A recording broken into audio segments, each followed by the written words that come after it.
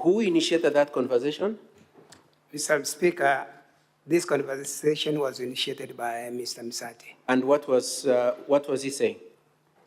He told me he has learned that there is a job coming up. Okay. And in a Wasco in Kisii. Okay. And did you promise him that you'd get him the job? No, I didn't promise him that I'll get him the job. What did you tell him? I told him, let him make whoever the son is to apply, and the right process be followed. Okay. Mr. Speaker. Now, in the Hansard, page 189 to 190, you remember the long cross-examination from my colleagues on Mr. Misati. Page 189 of the County Government Bundle, Volume 1, is the answer of the events of the 29th, isn't it? Yes, Mr. Speaker.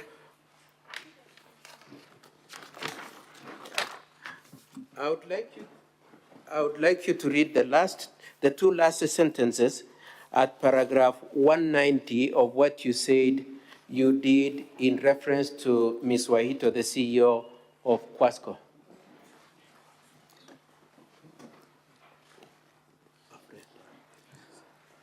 Mr. Speaker, and I read. Just read the whole paragraph.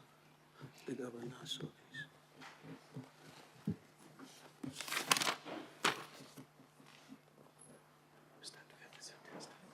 Okay, just start here. Mr. Speaker, You read from the last sentence at the bottom of page 189 into the first paragraph at page 190. Please read. Mr. Speaker, I read, like any other leader, Mr. Speaker, this request came to me. Everyone, honorable members, know that Lucy in Wasco would work under like any and many staff who work under the governor's office, where I'm also the deputy to the governor. And so I indicated to Lucy, asking her if they had such kind of jobs, and she said yes. A friend is making a request that he gets his son a job, like everyone of us here would do. And she told me, let us wait for the process, and if he qualifies, we shall not deny him the job, and the discussion ended there. And apart from having mentioned to Lucy at this point in time, did you make any follow-up on it? No, Mr. Speaker. And Lucy said you summoned her to your office on 4th of May. What do you have to say about it? I'm saying no, Mr. Speaker, I've not summoned Lucy to my office. I have not. You did not summon her on this No. issue? Okay. She said also in her statement, what did she say in her original statement which you encountered at the county assembly when she called you after receiving the sum of 100,000? Can you come again? So when you went to the county assembly to defend yourself, Lucy had recorded a statement, isn't it? Yes. In that statement, she said she had called you after receiving 100,000. You remember that? Yes. Okay. I want you to go to a specific point at which she talks about the purpose of the money. She said she called you. What did she say was your reaction to that issue? Mr. Speaker, she states verbatim, Yes. on the morning of 29th May 2023, I called the deputy governor and asked him what the money was. Which paragraph is that again? Just tell the honorable. This is on page E7, paragraph 38, honorable senators. The deputy governor's bundle, sorry.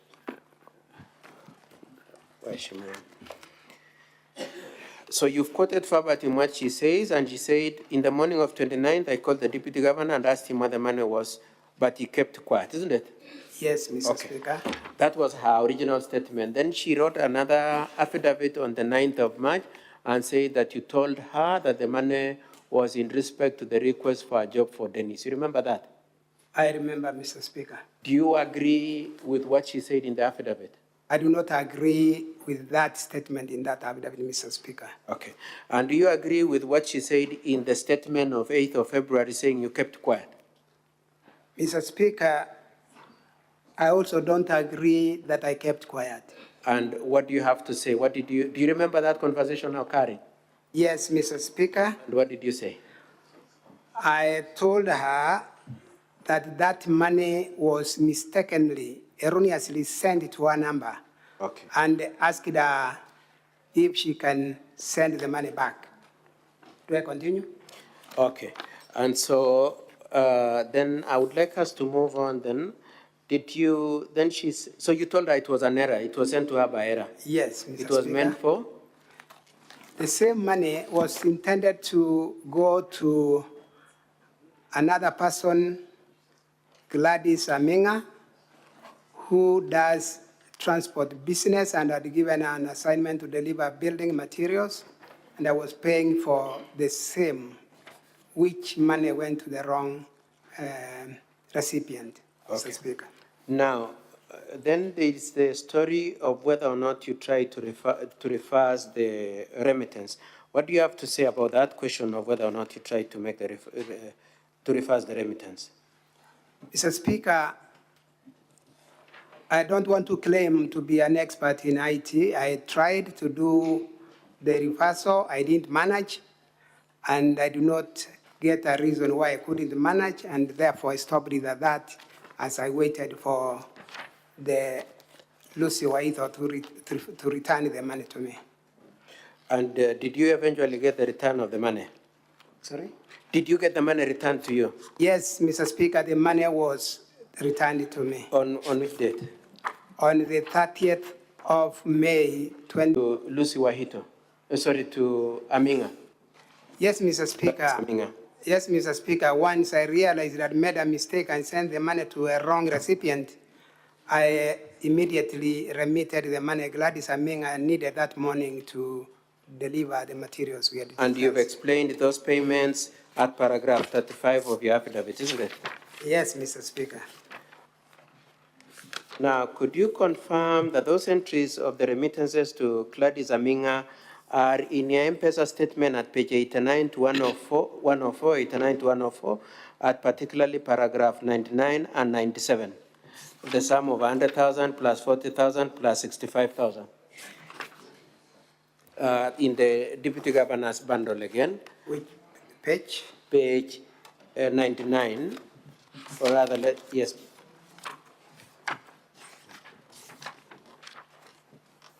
Page 99 and page 97.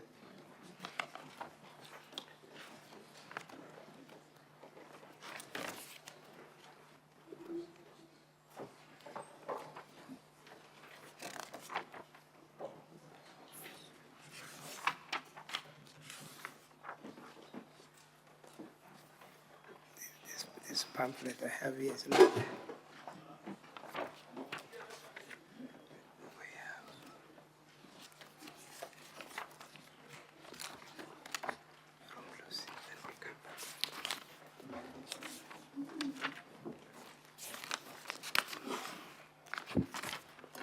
I will use my bundle. Look at it. At page 99, is it true that you sent 100,000 to Lucy to Gladys Aminga at 8:03 on the 31st of May? Sorry, 40,000? Yes, I sent 40,000 as a second installment, Mr. Speaker. And the first payment of 100,000 was paid on which date? I paid the 100,000 on the 29th of May at 9:17 a.m. in the morning. You're referring to page 99, isn't it? That's page 99, Mr. Speaker. And then you made another payment which is captured at page 97 of how much? Mr. Speaker, sorry. Mr. Speaker, I made another remittance of 65,000 on the 24th of June at 13:21. And all these payments were for? These payments, Mr. Speaker, were for the consignment of materials that I wanted transported, building materials, Mr. Speaker. Okay. Now, what was your explanation for why you say you erroneously sent this money to Lucy when you meant to send them to Gladys? Mr. Speaker, as I was picking the number to send the money to, I erroneously picked the one for Gladys instead of Lucy. One for Lucy Waido instead of Gladys Aminga. And why did you make that mistake? What could be the explanation for that mistake? Mr. Speaker, the way I've saved those numbers in my phone. Could we go to page 117B? Page 117B of the Deputy Governor's bundle.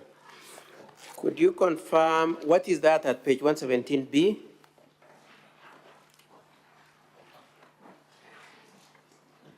What is that at page 17B? Is that These are the contacts, Mr. Speaker. this is your phone book on your phone? Yes, Mr. Speaker. The way you saved the numbers? Yes.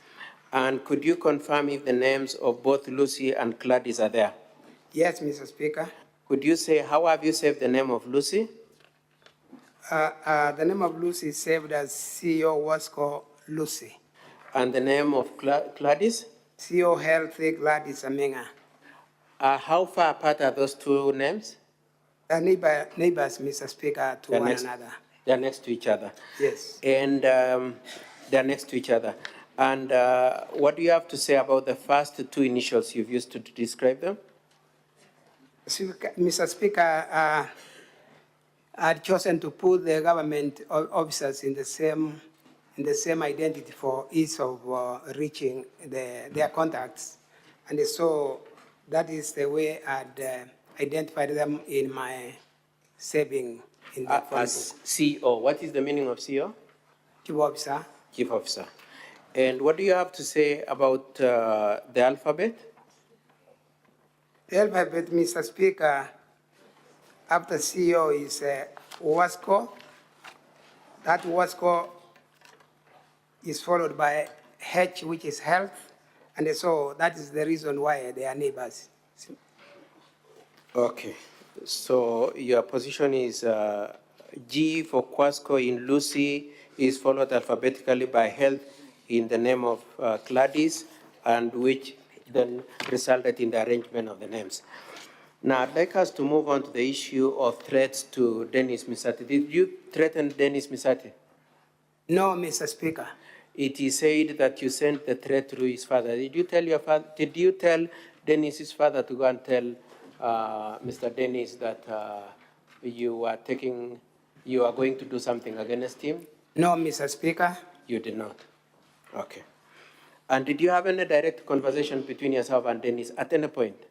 I've not had any conversation, Mr. Speaker, with Dennis Misati. Directly? Never. Okay.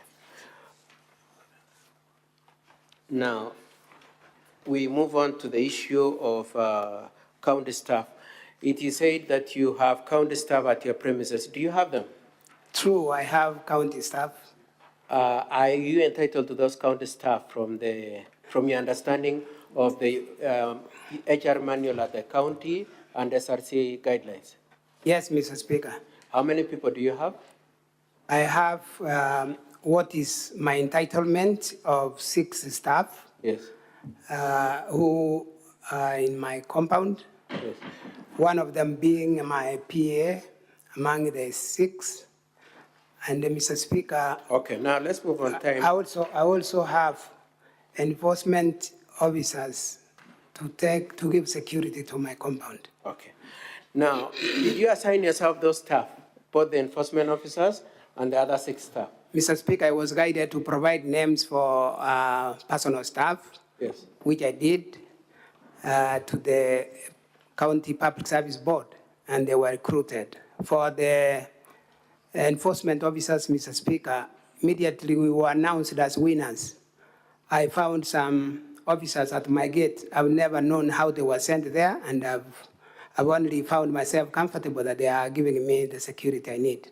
You did not determine the people who came to I've you? not determined the people who should come and the numbers that should come, Mr. Speaker. But for the 6, you suggested the names and the Public Service Commission assigned them to you? That's true, Mr. Okay. Speaker.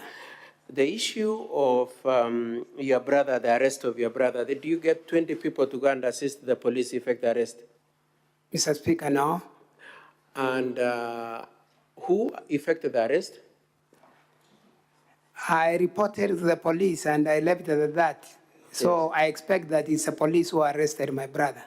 And do you know where they were kept? Was it at the county cells or at the police cells? That, Mr. Speaker, I did not get to know. And did you take out an OB for your complaint? Yes, Mr. Speaker, I did. You have an OB? Yes. Okay. And do you, okay, I will leave it there. Now, it is said that you use the county staff to feed dogs, to dig a well, to maintain dairy, and to do farming. Let's start with farming. Do you recall that your brother, after testifying, when he was being re-examined, said neither you nor him is doing any farming? Yes, that he did, Mr. Speaker. And is it true that you're not doing any farming? Mr. Speaker, I do not do any kind of farming in my Kisii rural home. But Mr. Matundura, your brother Robin, had said that you use them for farming, and then came here and said there is no farming, isn't it? Yeah, he has those two positions, which I do not know how he will explain it. Okay. The well?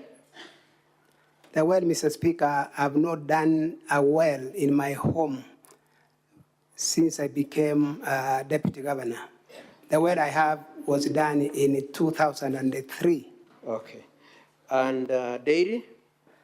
I do not keep any kind of livestock, be it a dog, cat, cattle, name them poultry, nothing in that Kisii home, possibly elsewhere. Okay. And dogs? They were saying that you have some staff serving as cooking for dogs. Mr. Speaker, if it were possible, I would have invited the House to visit our home. Even tomorrow, we go together with my brother leading us to show us the details of what he has shown, if it were possible. Senior Counsel, Sir. your 30 minutes are up. I will give you 2 more minutes to wind up. Can I request for 5, kindly, Mr. Speaker, sir? Kindly. I give you 3 minutes. Okay, let me try. Now, Mr. Dr. Monda, at paragraph 52 at paragraph 48 and at paragraph 52, it is said that you should not hold office for various reasons. And I would like to just read what he said at paragraph 48 and then probably respond to them as a bundle. At paragraph 48, you say, so 48 is allegation that you are incompetent and have abused office, 1. Number 2, that you are responsible for an absorption of the budget. 3, that the budget was funded. 4, that there is non-use of senior staff mortgage provision. 5, that there is use of personal home for purposes of county functions, meetings, and files. 5, that you are not working with other leaders in Kisii County, and lastly, that you are responsible for use of unofficial personnel in county matters. You've seen that?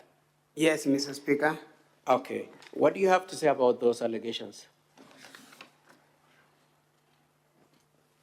Let's start with the issue of incompetence and abuse of office. Do you admit that? Mr. Speaker, I deny that I'm incompetent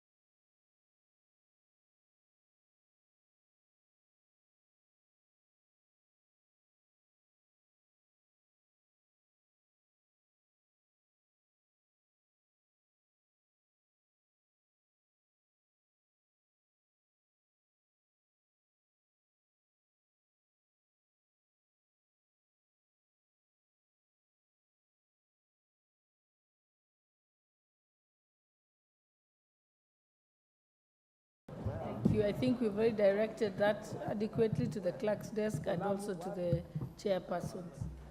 Okay, next is Leader of Majority.